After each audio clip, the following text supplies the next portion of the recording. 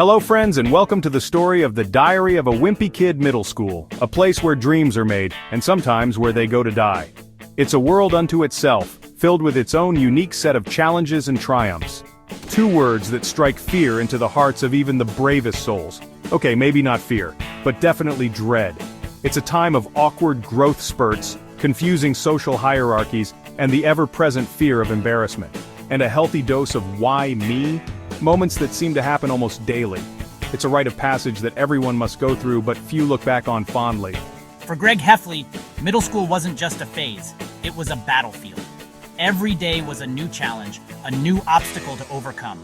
From dodging bullies to navigating the treacherous waters of cafeteria politics, Greg faced it all. Greg wasn't your average middle schooler. He had big dreams and even bigger plans. He wanted to stand out, to be someone special, someone who would be remembered. He was destined for greatness, or at least, that's what he believed. He saw himself as a future star, someone who would rise above the mediocrity of middle school life. Or at least, that's what he kept telling himself. Every morning, he would look in the mirror and remind himself of his destiny. It was his mantra, his way of coping with the daily grind. He dreamt of fame, fortune, and escaping the dreaded label of Wimpy Kid. He wanted to be known for something more than just his awkwardness and clumsiness, and escaping the dreaded label of Wimpy Kid. He wanted to redefine himself, to break free from the mold that middle school had cast him in. But first, he had to survive the trenches of lockers, homework, and the social minefield that was middle school. It was a daily struggle, a constant battle to keep his head above water, and the social minefield that was middle school. From trying to fit in with the cool kids to avoiding the pitfalls of social faux pas, Greg had his work cut out for him. Little did I know my middle school journey would be a hilarious roller coaster of epic fails, embarrassing moments, and the occasional triumph, usually by accident. Each day brought new adventures and misadventures, and the occasional triumph, usually by accident. Sometimes things would go right, but more often than not, they went hilariously wrong. So buckle up, because Greg's about to take us on a wild ride through the wonderful, wacky world of middle school. It's a journey filled with laughter, tears, and everything in between. Because Greg's about to take us on a wild ride. Get ready for a story that will make you laugh, cringe, and maybe even shed a tear or two. Through the wonderful, wacky world of middle school. It's a place where anything can happen, and usually does. So sit back, relax, and enjoy the ride. The first day of school, a fresh start. The air was filled with a mix of excitement and dread as students shuffled through the gates, their backpacks slung over their shoulders. Some kids were eager to see their friends again, while others were already counting down the days until the next vacation. A chance to reinvent yourself. Yeah, right, Greg knew better. He had been through this routine too many times to believe in the magic of a new beginning. The same old faces, the same old problems. Nothing ever really changed. For starters, I was stuck with the same oversized backpack from last year. It was a hand-me-down from my older brother, and it felt like I was carrying a ton of bricks. Every step I took, the bag seemed to get heavier, pulling me down like an anchor. It was so heavy it practically dragged me down the hallway. I could feel the stares of other kids as I struggled to keep my balance. It was like I was a walking spectacle, and not in a good way. The first bell rang, echoing through the halls like a prison siren. It was a harsh reminder that summer was officially over, and the daily grind was back in full swing. Greg scrambled to find his locker, his heart racing as he navigated the crowded hallway. He had memorized the locker number, but the school seemed like a maze designed to confuse him, spinning the lock back and forth like he was trying to crack a safe. Each failed attempt made him more anxious. The combination was supposed to be simple, but in the heat of the moment, it felt like rocket science. Spoiler alert, he never did figure out the combination. Defeated, he decided to carry his books around for the rest of the day. It was going to be a long, exhausting day. Lunchtime was even worse. The cafeteria was a war zone, with kids jostling for seats and the noise level reaching a deafening pitch. I felt like a small fish in a big chaotic pond. I opened my lunchbox to find a squished PB&J sandwich, a bruised apple, and a half-melted chocolate bar. It was like my lunch had been through a wrestling match, and a note from my mom that read, "Have a great first day, sweetie." It was a nice gesture, but it didn't make the food any more appetizing. "Have a great first day, sweetie." The note was sweet, but it felt like a small consolation for the disaster that was my lunch. He traded the apple for a bag of chips with his best friend Rowley, who always seemed to have an endless supply of snacks. It was one of the few bright spots in an otherwise dismal day, who seemed blissfully unaware of the horrors of middle school. Rowley had a way of seeing the world through rose-colored glasses, and sometimes that was exactly what Greg needed. Hey Greg, want to trade? Rowley asked, holding up a bag of chips. His cheerful demeanor was infectious, and for a moment Greg forgot about his troubles. I've got an extra bag of chips, Rowley said with a grin, as if he was offering a treasure. Sure, why not? Thanks, Rowley, Greg replied, feeling a bit better. Sometimes it was the small acts of kindness that made all the difference. Gym class, the bane of Greg's existence. It was like the universe conspired to make him look uncoordinated and awkward, which, to be fair, wasn't that hard. Dodgeball was the worst. I had the agility of a newborn giraffe and the throwing arm of a T-Rex. I spent most of the time cowering behind the bleachers, desperately hoping the dodgeballs wouldn't find me. One fateful day, Greg found himself the last man standing on his team. He closed his eyes, threw the dodgeball with all his might, and tripped over his own feet. The dodgeball sailed through the air, bounced off the ceiling, and landed right on his head. Gravity 1, Greg 0. Gravity 1, Greg 0. Halloween was supposed to be the one night of the year where you could be anyone you wanted.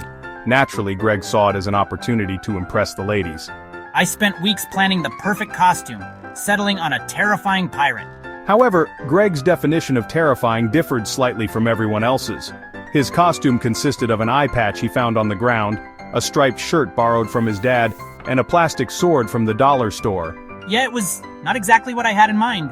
Things went from bad to worse when a group of actual teenagers showed up, mistaking Greg and Rowley for trick-or-treaters. Greg, I think we should run! Let's just say they ran home with empty pillowcases and bruised egos. Worst Halloween ever. Ah, the cheese touch. A legend whispered in hushed tones, a curse dreaded by all. It all started with a slice of cheese abandoned on the blacktop, slowly melting under the summer sun. One fateful day, some poor soul whose identity remained shrouded in mystery touched the cheese, and thus the cheese touch was born. The cheese touch wasn't contagious in the traditional sense.